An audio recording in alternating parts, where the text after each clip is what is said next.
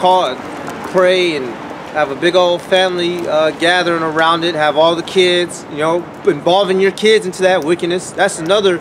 That's more sin. You dragging another Israelite into sin. That's just more evil. Making another Israelite go off. So all those people giving into idolatry are going to be destroyed by the Lord. Can you get 1 Samuel 5:2?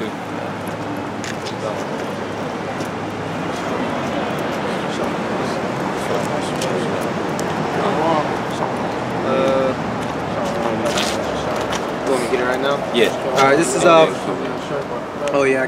This is 1 Samuel chapter 5. I'll just start from verse 1. And the Philistines took the ark of the Most High Power and brought it from Ebenezer unto Ashdod. When the Philistines took the ark of the Most High Power, they brought it into the house of Dagon and set it by Dagon. You know, so basically this is when Israel and the heathens were warring, and we had lost, and we ended up getting I forgot the name. We ended up getting the Ark of the Covenant stolen from us by the Philistines. So they went and took it and set it up next to their false god named Dagon, or Dagon. Verse 3.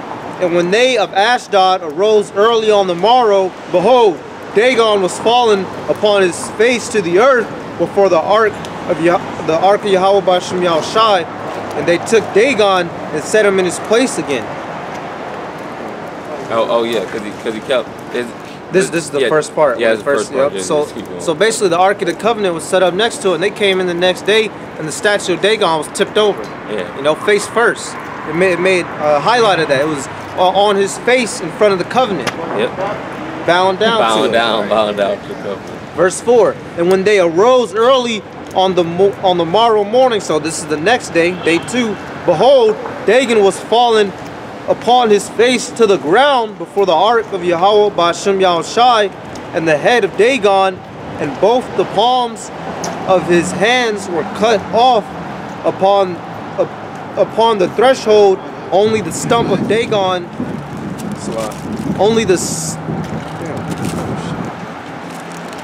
and it's basically saying that Dagon was fell over before the ark of the Lord.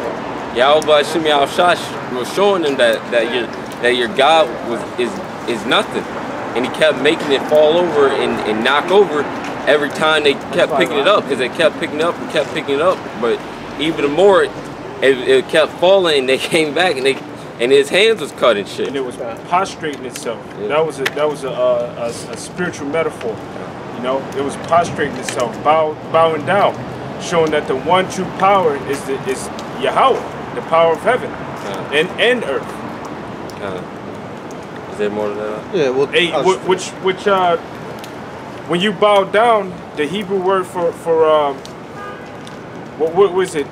Barak. That's Hebrew for bless. When you look up the root of Barak, it means to bow down. You know, so even the gods of the other nations bow down to Yahweh. That's how much of a great power that he is. Well, he literally made a statue bow down to him. Even though it couldn't even. Well, he set it in place, like how the heathens did. But he set it underneath him. And it's still in verse 4. Only the stump of Dagon was left to him. Verse 5. Therefore, neither the priests of Dagon nor any that come into Dagon's house tread on the threshold of Dagon in Ashdod unto this day. You know, so they were terrified of that area, so they stopped going in there after that. Yeah, and then just because they had the Ark of the Covenant, furthermore, the heathens, they start getting emeralds in them, man, which is like a hemorrhoid basically. It's getting fucked up. But by Yahweh B'Shem Yahushai, it's getting highly fucked up by the Lord. You got that? This is Wisdom of Solomon, chapter 14, verse 4. Nevertheless, thou wouldest not that the works of thy wisdom should be idle, and therefore do men commit their lives to a small piece of wood, and passing the rough sea in a weak vessel are saved. For in the old time also, when the proud giants perished, the hope of the world governed by the hand escaped in a weak vessel, and left to all ages a seed of generation. Let's talk about Noah. You know, when the flood came through, because during the time of Noah, when Noah was prophesying, it was a whole bunch of idol worship, a whole bunch of false gods, and a whole bunch of vanities and lies, and people were worshiping that rather than worshiping Yahweh Shem Yahushua. That's why the Lord killed everybody. So basically, the whole world was full of wickedness, and the only people that the Lord saved was Noah and the rest of his family. And everybody else got obliterated for wickedness. And that's the same thing that's going to happen in this time. Because all the wickedness that's going on, the Lord, Yahweh Shem Yahushua, is going to send a flood of fire upon this place. The lake of fire is going to be a lake of flames, man. And everybody that's with idol worship and heathen worship, the Lord's just going to burn up and destroy them. God. Because let's use for example that rock that's over there in Mecca, right? Where was the God of that rock to deliver them when that crane fell on that place? You know? And like that. And then a lot of people died from a stampede. You know, because everybody was scattering to get out of there. But you know, there was a lot of people calling on Allah, but where was Allah to save them? Where was Jesus? You know, or where was Jesus to save those people down there in what was that, Carolina? I think that was with the Edomite shooting when he shot up the church. But still after that, they were saying to basically forgive that guy, you know, to forgive him. But yet the guy, when he was testifying, he was basically saying how he was happy to do it, man. He'll do it again. And so these idols that you people worship, they won't be able to save you at all. The only one that has the power to save is Yahweh Shai, man. For blessed is the wood whereby righteousness cometh, but that which is made with hands is cursed, as well it as he that made it. And it said that which is made is cursed, man.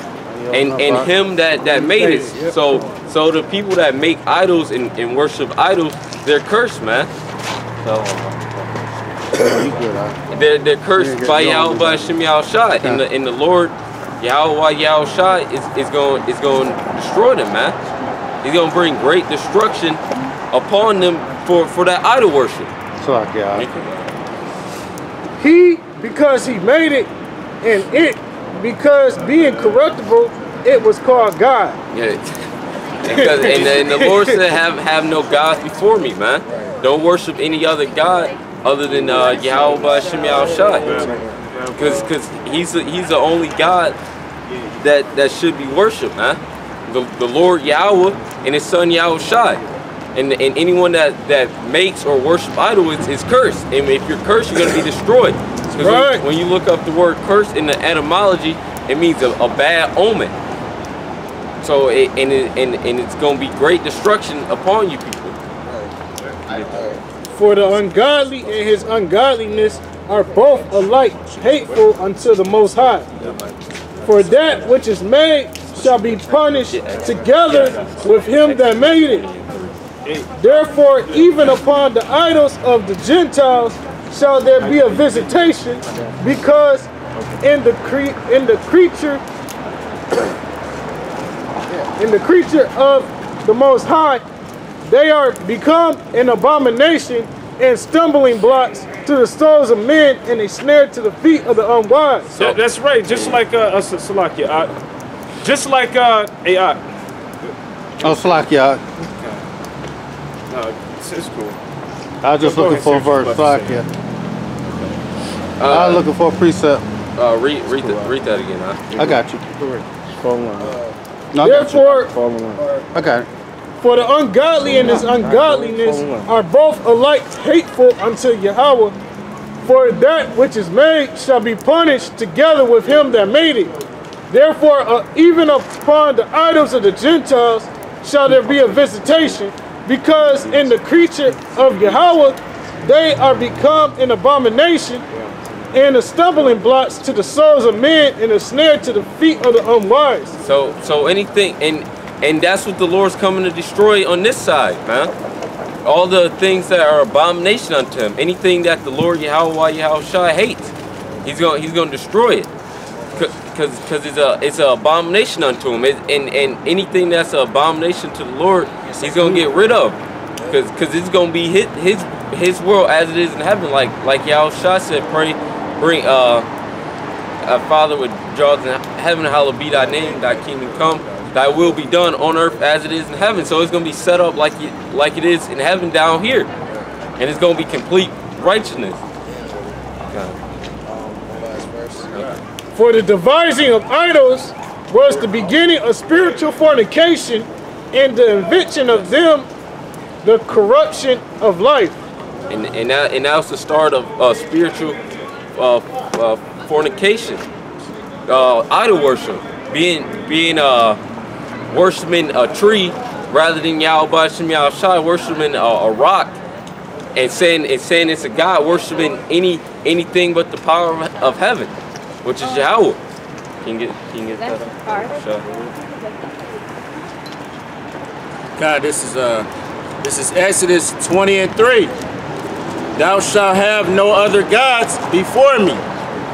Thou shalt not make unto thee any graven image, or any likeness of anything that is in heaven above, or that is in the earth beneath, or that is in the water under the earth.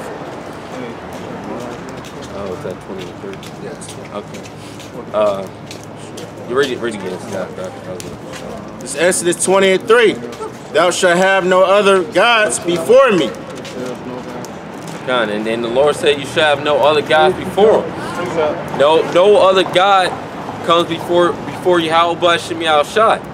Anything that you try to put before Yahweh Shem Yahushua is going to be put to naught, and you yourself is going to be destroyed, because it said them that made the idol, and the person that and the idol is that is cursed, man. So you and that idol is cursed, and the Lord's going to bring great destruction unto this world, because that's what it's full of. Idol worship and wickedness. A lot. You find well, get that. Can you? This is Isaiah 43:14. Oh, okay, that's the scripture. He heweth him down cinder, and taketh the cypress and the oak, which he strengtheneth for himself among the trees of the forest. He planteth an ash, and the rain doeth nurture it. Then shall it be for a man to burn, and he will take thereof the worm, and warm himself. Yea, he kindleth it, and baketh bread. Yea, he maketh a god, and worship it. He maketh it a graven image, and falling down thereto. He burneth part thereof in the fire, with part thereof he eateth flesh. So it's basically made an idol, and he started cutting it up and started using it for other things. He made an idol to worship, but now he's using it to burn fire, to cook his food. He made an idol, and now he's using it to make something else, showing that these idols are nothing, and that's foolishness. How are you gonna make an idol and then make a fire with it? Call it your God. He roasted roast and is satisfied. Yea, he warmeth himself and said, Aha, I am warm, I have seen the fire, and the residue thereof he maketh a god, even his graven image. He fallen down unto it and worshipped it, and prayed unto it, and said, Deliver me, thou art my God. The thing that he made, that the fire, he made a fire with an idol, and he made a fire, and then made an idol and bowed down to it. That, and then said deliver him. That's just complete madness, man. That's complete madness, because no idol can deliver you, man. Only person that can deliver you is Yahweh Shem Yahushua. Can you get that? Yeah, 20 and 5. This is Exodus 20 and 5. Thou shalt not bow down thyself to them, nor serve them. For I, Yahweh, thy power, am a jealous power, visiting the iniquity of the fathers upon the children unto the third and fourth generation of them that hate me. So the Lord said that he's a jealous power, man. He said he's a jealous power and visiting the iniquity of the third and fourth generation will hate him. Because when Moses was in the mount, they was doing all types of idol worship. And the Lord was about to destroy him. And hey, can somebody get that when Moses came down from the mount when the Lord was about to kill them all? Smite them? Yeah. Because it said, read it again, This is Exodus 20 and 5. Thou shalt not bow down thyself to them, nor serve them. For I, Yahweh, thy power, am a jealous power. So the Lord said he's a jealous power, man. We're supposed to be the Lord, Yahweh Shem Shai's woman. And we're not supposed to be going out committing spiritual adultery with any nation. I mean, or any other nation's God. You're supposed to only serve Yahweh Shem Shai, and that's it. And if you go into anything else, the Lord despises that. Hey, like Huey said on the Boondocks, he told his granddad he's not supposed to be celebrating Christmas, and he said, well, Jesus probably hates you for it too. Right, yeah. Which his name isn't Jesus, but the point is made that the Lord hates that, man. That's an abomination unto him. Are you serious? Yeah, I got it. Okay. Said, visiting the iniquity of the fathers upon the children unto the third and fourth generation of them that hate me. Because this is the generation that despises Yahweh Shem Shai. They really have a problem with the Lord. And the Lord Yahweh, you think the Lord just gonna let that slide, man? He just, oh, it's fine. They don't like me. No, man. The Lord, if you're not with the Lord,